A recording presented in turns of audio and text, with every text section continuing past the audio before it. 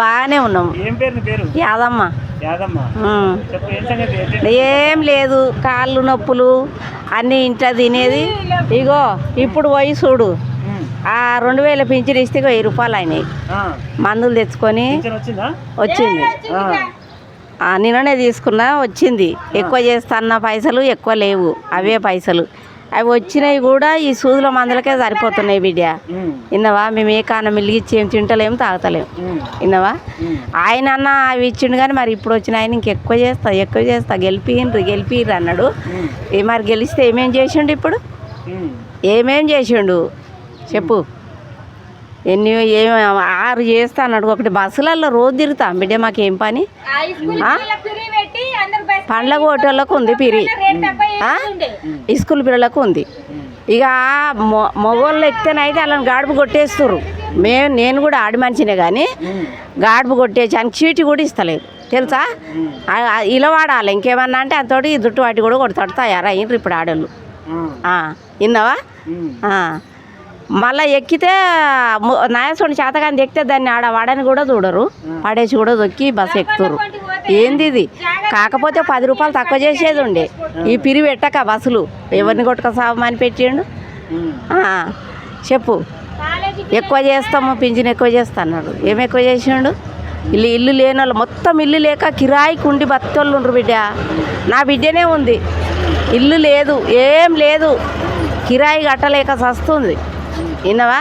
అలా పరిస్థితి ఏం కావాలి బిడ్డ? అందరు ఒక్క తీరుగా ఉండరు.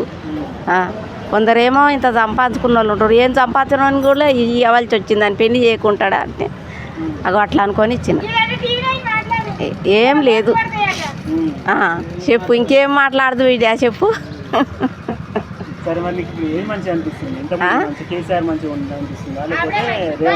ఇక రేవంత్ రెడ్డి అంటే ఆయన అదృష్టం గెలిచింది, ఆయన గెలిచినందుకు పనులన్నా చేయాలా?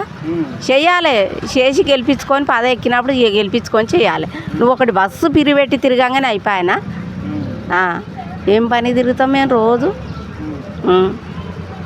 చెప్పు బిడ్డా. రేపు మళ్ళీ ఎలక్షన్లు వచ్చినాయి. 13వ తారీఖు మళ్ళీ ఓట్లు పడుతున్నాయి. మరి మళ్ళీ ఎవరిని గెలిపిద్దాం అనుకుంటారు? ఏ పార్టీని గెలిపిద్దాం? ఎవరినో ఇప్పటిదాకా ఆగం చేసిండు రేవంత్ రెడ్డి. చేసింది ఏం కాలే. ఇప్పుడు నేను చెప్తున్నా కదా, ఏం చేసినావు? జుట్టు పట్టుకొని కొట్టితాడు చేసినావు. ఇది ఒక్కటి చేయంగానే 10 రూపాయలు తక్కువ చేయనుంటివి బస్ కిరాయి. మన లేడీస్కేమో పిరి అని పెట్టి జుట్టు పట్టి కొడతాడు, మగోని కొడతాడు. ఇక ఆడవాళ్ళు పని లేకున్నా సరే పడి పోతురు తిరగా. మరి ఏం చెప్పిపోతురో ఇళ్ళల్లో తెలియదు. మేము ఊర్లలో మేము కష్టం చేసుకొని బతికేళ్ళం బిడ్డ. మేము బయట వెళ్ళి రోజు బస్సులలో తిరగాలంటే మా వశం కాదు.